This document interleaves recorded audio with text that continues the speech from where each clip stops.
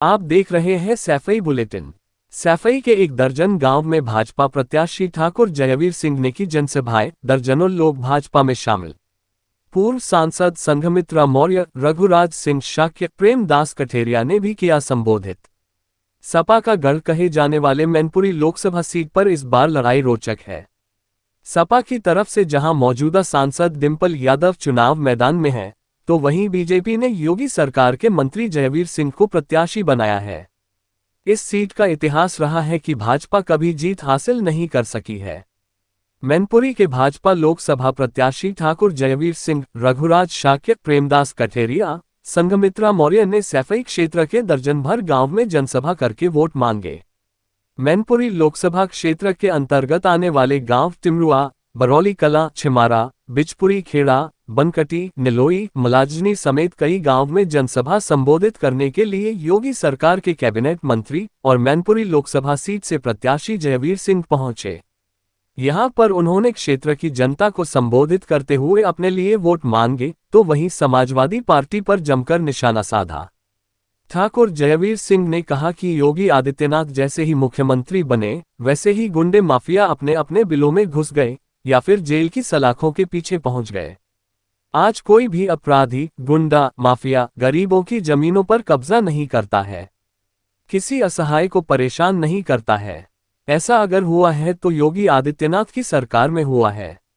उन्होंने कहा कि हम क्षेत्र की जनता से अपील करते हैं कि वह समाजवादी पार्टी के लोकसभा गढ़ में कमल खिलाने का काम करें और अपना कीमती वोट मुझे दें। इस मौके पर लचवाई में इंदल सिंह जाटव के नेतृत्व में 1 सैकड़ा से अधिक लोग भाजपा में शामिल हुए। इस मौके पर पूर्व सांसद रघुराज शाक्य, प्रेमदास कठेरिया, गुड्डू शाक्य, डॉक्टर राजबहादुर यादव, अश्वनीत यादव मंडल अध्यक्ष, पप्पू यादव नगला बरी, आनंद गुप्ता नगला सुभान, अवनीश जाटव कार्यालय प्रभारी सैफई, अरविंद यादव नगला अजाब, राकेश बाबू, योगेंद्र यादव, मुनेश बघेल आदि मौजूद रहे। संघर्ष करती रहती है। ऐसी बदायूं के सांसद, वरिष्ठ नेता हमारी भतीजी संघमित्रा मौर्य जी, हमारे बाईं ओर भाई रघुराज सिंह शाक्य जी पूर्व सांसद, दाहिनी ओर प्रेमदास कठेरिया जी, पप्पू जी, और यहाँ पूरी वो टीम जो भारतीय जनता पार्टी का कमल खिलाने के लिए रात दिन मेहनत करके इस मुकाम तक पहुंचाने का प्रयास कर रही है। उनको मैं धन्यवाद ज्ञापित करता हूं। और इस गांव के उपस्थित सभी बुजुर्ग मां शक्ति को मैं हृदय से अभिनंदन, वंदन, प्रणाम और नमन करते हुए नौजवान साथियों का बहुत बहुत अभिवादन करता हूं। उपस्थित पत्रकार साथियों, काफी बातें पूर्व वक्ताओं के द्वारा आ गई हैं। हम तो केवल इतना बताना चाहते हैं, जैसा भी सांसद जी ने कहा, पूर्व वक्ता ने कहा, इस बात से आप आश्वस्त हैं कि तीसरी बार प्रचंड बहुमत से मोदी जी देश के प्रधानमंत्री बनने जा रहे हैं। इसमें कोई शंका तो नहीं किसी को? पूरी तरह आश्वस्त हो। तो आपके ही एक वोट से 2014 में पूरे देश ने जब एकजुटता के साथ कमल खिलाने का निर्णय लिया, तो उसी का परिणाम था कि मोदी जी को देश की जनता ने सत्ता की बागडोर देने का काम किया। वो चाय बेचने वाले परिवार का बच्चा, जिन्होंने देश को चाहते ही अपने पार्लियामेंट की सीढ़ियों को लेट करके नमन करने को प्रणाम करते हुए गरीबों के कल्याण के लिए, गरीबों के हितों के लिए देश के सर्वोच्च शिखर पर पहुंचाने की शपथ के साथ अपना कार्यकाल शुरू किया। और इन 10 सालों में आपके ही एक वोट का परिणाम था कि आदरणीय मोदी जी ने गरीब कल्याणकारी योजनाओं को बिना किसी सामाजिक, बिना जाति, बिना अन्य भेदभाव के जो वास्तविक हकदार थे, उनके दरवाजे तक बिना किसी बिचौलिए के पारदर्शिता, गुणवत्ता और ईमानदारी के साथ पहुंचाने का काम किया। आपके ही एक वोट का परिणाम था कि धारा 370 का खात्मा हुआ। आपके ही एक वोट का परिणाम था बहुत लंबे समय से प्रतीक्षित 500 वर्षों से अधिक समय से जिसके लिए आप संघर्ष कर रहे थे, वो भगवान राम का मंदिर आज आपके सामने प्रस्तुत हुआ। वहां उसी एक वोट का परिणाम है कि विश्व में भारत का डंका बज रहा है। उसी एक वोट का परिणाम है कि 70 साल से ऊपर सभी लोगों को आयुष्मान भारत के निःशुल्क चिकित्सा की व्यवस्था करने का काम शुरू हो रहा है।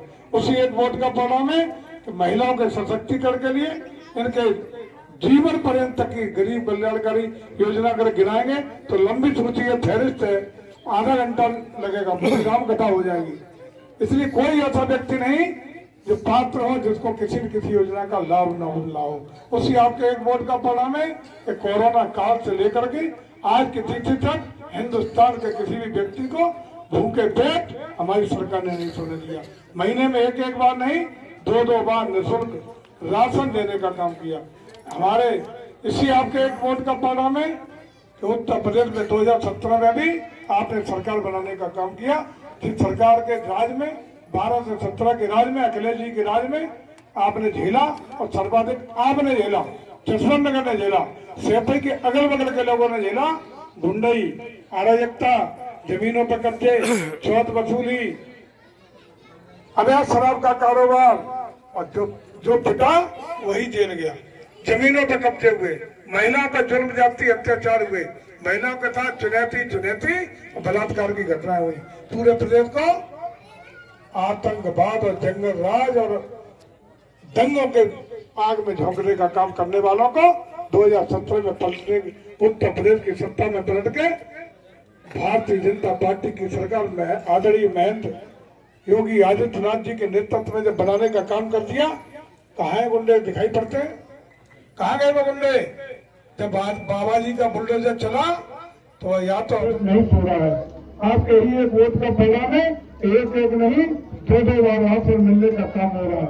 आपके ही एक वोट का परिणाम है कि आयुष्मान भारत के द्वारा 5 लाख तक की गरीब चिकित्सा की व्यवस्था मिल रही है। और उसी के साथ आपका ही एक वोट का परिणाम है तो 70 साल से ज्यादा उम्र के सभी बुजुर्गों के लिए 5 लाख की आयुष्मान भारत की योजना को मोदी जी ने लागू करने का काम किया है। आपके लिए वोट का परिणाम है तो देश के रहने वाले हर गरीब को शिक्षा रोजगार की व्यवस्था हमारी सरकार कर रही है। आपके ही एक वोट का परिणाम है कि हम विश्व गुरु बनने का सपना साकार कर रहे हैं। और आपके ही एक वोट का परिणाम है कि उत्तर प्रदेश तो कल तक 2012 से 17 के बीच में आपके एक पड़ोसी शेखर वाले मुख्यमंत्री जब हुआ करते थे और मुलायम सिंह यादव ने अपनी गद्दी अपने पुत्र के नाते अखिलेश जी को देने का काम किया, जिससे बहुत उम्मीदें थी उत्तर प्रदेश को। उत्तर प्रदेश नए लड़के के नेतृत्व में बहुत आगे बढ़ सकेगा, लेकिन इस मुलायम सिंह जी के बेटे ने उत्तर प्रदेश को निराश किया, दाव किया और पूरा का पूरा उत्तर प्रदेश गुंडई, अराजकता, जमीनों पर कब्जे, चौथ वसूली प्रदेश जानता है। और यहाँ के थाने 12 से 17 के दौरान में जब अखिलेश जी उत्तर प्रदेश के मुख्यमंत्री थे तो थानेदारों ने नहीं, यहाँ के उनके पालतू गुंडे लफंगे और बेईमाने दलालों ने चलाने का काम किया, गुंडों ने चलाने का काम किया। उसका परिणाम था कि जो पिता वही जेल गया, जिसकी चाहिए 6 गाड़ियां 15 राइफलें लेकर के जिसकी चाहिए जमीन पर कब्जा करने का काम हुआ और किसी भी गरीब को न्याय नहीं मिल पाया और अन्याय का शिकार आज तक लोगों को होने का काम हुआ। हम समझते हैं कि सबसे ज्यादा जुर्म जाति अत्याचार का शिकार आज तक लोगों को होना पड़ा है। हम आश्वस्त करने आए हैं, हम आपके बीच में आए हैं, ये आश्वस्त करने कि आप परिवर्तन का टाइम आ गया है। ये हमारे मुख्य प्रधानमंत्री तीसरी बार देश के मुख्य प्रधानमंत्री मोदी जी बनने जा रहे हैं, लेकिन जब माला 400 सांसद रूपी कमर की मालाएं मोदी जी के गले में पड़ने वाली है तो मैनपुरी के सांसद के रूप में एक माला कमल रूपी पड़नी चाहिए, नहीं पड़नी चाहिए? इस बार पड़नी चाहिए, नहीं पड़नी चाहिए? पड़ेगी। इस बार अगर माला पड़ेगी तो हम आपको आश्वस्त करते हैं कि आपके साथ न्याय होगा। कोई भी बड़े से बड़ा अपराधी, बड़े से बड़ा गुंडा दबंग किसी दंगे की जरूरत नहीं है। योगी जी की सरकार है और आपका बेटा, आपका भाई उत्तर प्रदेश सरकार का कैबिनेट मिनिस्ट्री आपके सामने खड़ा है। जीतने के बाद उम्मीद होती है कि आपका प्रत्याशी जीतेगा तो भला करेगा, लेकिन ये सरकार 5 साल चलने वाली है। जीतने और न जीतने से कोई फर्क नहीं पड़ता है। 5 साल की योगी जी की सरकार में 24 कैबिनेट मिनिस्टर है। एक एक कार्यकर्ता को आश्वस्त करते हैं कि किसी माई के लाल की हैसियत नहीं है। हमारे कार्यकर्ता के साथ या हमारे सपोर्टर के साथ गुंडे अराजकता का करने के काम कर ले। हम आपको आश्वस्त करके जा रहे हैं तो चुनाव दौरान भी, चुनाव के दिन भी और चुनाव के बाद भी आपका मान, आपका सम्मान, आपकी सुरक्षा और आपका विकास चारों की गारंटी जयवीर सिंह देते जा रहा है। हम आपको आश्वस्त करते हैं कि हम आपके बेटे की तरह, आपके भाई की तरह, आपके परिवार की तरह आपके मान और सम्मान को बढ़ाने के लिए, आपकी सुरक्षा के लिए पूरी ताकत के साथ आपके खड़े हैं। कहीं डरना मत, कहीं धमकाने वाले को कल तक जो लोग हमको डरने की चोट कहते हैं, कल तक जो धमकाते थे, आज आप इस स्थिति में है कि अगर वो आपको धमकाने का प्रयास करें, मोटी लाठी लेकर के 20 लाठी मारना, गुंडे ठीक कर देना, हम आपके साथ खड़े हैं। लेकिन किसी कीमत पर करना मत कि गुंडे झेलने का भी काम कतई मत करना। किसी भी तरह से एक एक वोट का उपयोग करना, निष्पक्षता के साथ, स्वतंत्रता के साथ अपना मतदान करना और 7 तारीख को पूरा मतदान करने का काम करना, कमल का बटन दबाना, मोदी जी और योगी जी को ताकत देना और जयवीर सिंह को अपना आशीर्वाद देने का काम करना और 7 तारीख के बाद निश्चिंत रहिए। आपकी सारी समस्याओं का समाधान जयवीर सिंह करे हैं आपके बीच में।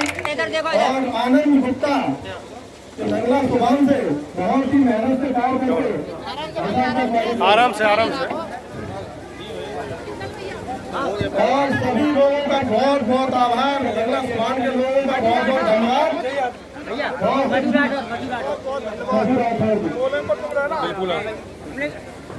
अच्छा आपकी वोट अच्छा आपकी वोट हमारा रचवाई कार अपनी बात मंत्री जी हम ये वादा कर रहे हैं। मैं इसी क्रम में भाजपा के वरिष्ठ नेता आदरणीय श्री मुकेश यादव जी से आग्रह करता हूं कि आए और हम सभी कार्यकर्ताओं का मार्गदर्शन करें। आदरणीय श्री मुकेश यादव जी मंच पर विराजमान मैनपुरी लोकसभा के लोकप्रिय प्रत्याशी, उत्तर प्रदेश सरकार में कैबिनेट मंत्री आदरणीय ठाकुर जयवीर सिंह जी हमारे बीच में है। एक बार सभी छवारा के निवासियों से 3 बूथ है यहाँ भदौरिया जी, 3 बूथ है ना, तीनों बूथों पे निवास करने वाले सभी हमारे मतदाता बंधुओं, माताएं, बहनें एवं बड़ी संख्या में भगवान बुद्ध के भिक्षु संतगण मंच पर विराजमान है, हमारे सामने विराजमान है, हमारा सौभाग्य है। मंच पर उपस्थित हमारे लोकसभा इटावा के 2 बार के सांसद और विधायक आदरणीय रघुराज सिंह शाक्त जी हैं, एक बार स्वागत करेंगे। मंच पर विराजमान इटावा लोकसभा के पूर्व सांसद, जिला पंचायत के अध्यक्ष आदरणीय प्रेमदास कठेरिया जी हैं हमारे बीच में। अभी तो पप्पू भाई साहब नगला बरी ये जमीन के नेता हैं और अब सही जगह है, मैं इतना ही कहूंगा। सचिन यादव जी, बबलू जी, हमारे चाचा बटेश्वरी दयाल जी, अनुज यादव काका सहित हमारे मुनेश बघेल जिला के अध्यक्ष ओबीसी मोर्चा के और इस सफाई मंडल के संगठन की तरफ से प्रभारी भी है। डॉक्टर राजमाधव यादव जी, राजेंद्र कुशवाहा जी, विवेक बघेल जी, अंशुल यादव जी, संजीव शर्मा जी, मंडल अध्यक्ष ओबीसी मोर्चा, तमाम कार्यकर्ता, मिश्रा जी हमारे सामने बैठे हैं। आज सुबह से ही कारवां चल रहा है। ये सफाई ब्लॉक का आखिरी कार्यक्रम होगा। यहाँ के बाद हमारा जसवंत नगर द्वितीय मंडल अगला कार्यक्रम शुरू होगा।